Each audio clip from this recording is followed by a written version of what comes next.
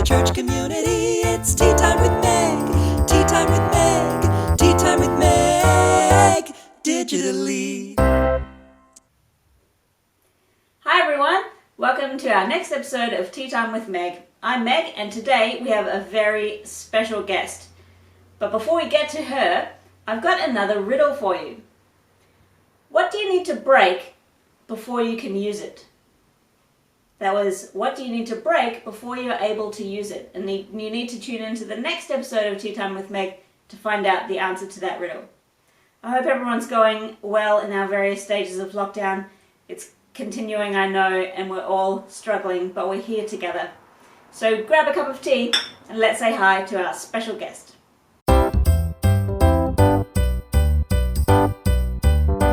Today, joining us all the way from Italy is Naomi Bernacci. Hi Naomi, morning or buongiorno. Buongiorno. How are you? Good, thanks. It's summer here, so it's a bit hot to drink tea, but it's still good. Great.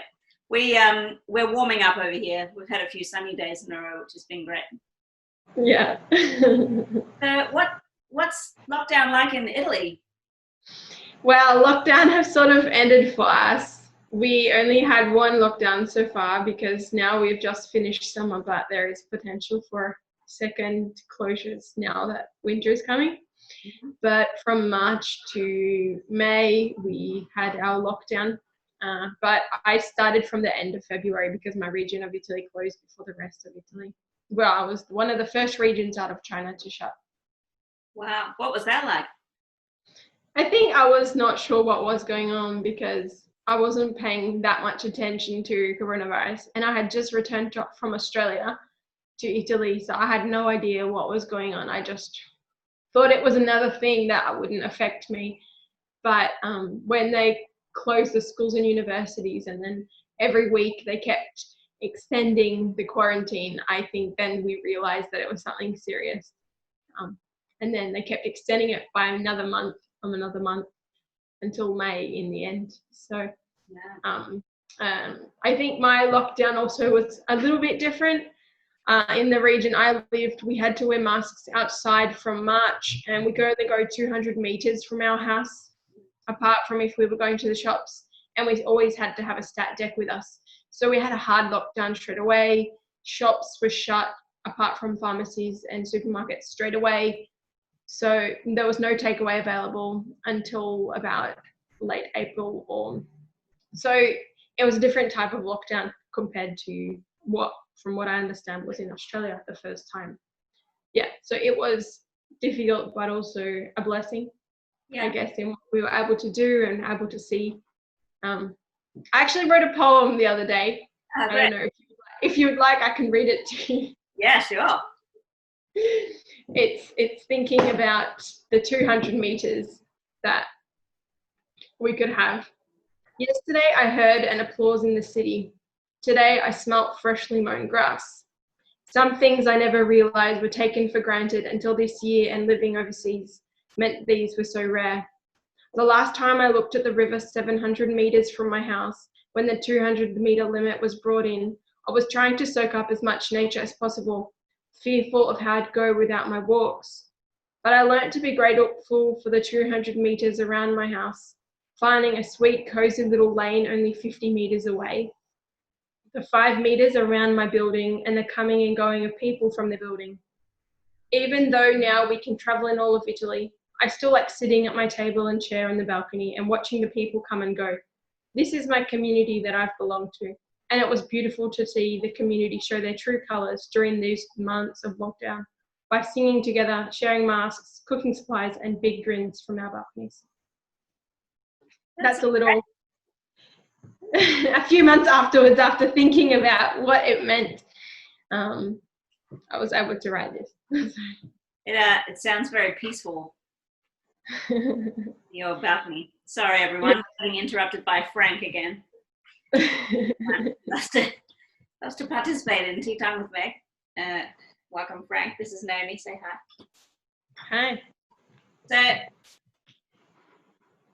what's the church community like over there at the moment?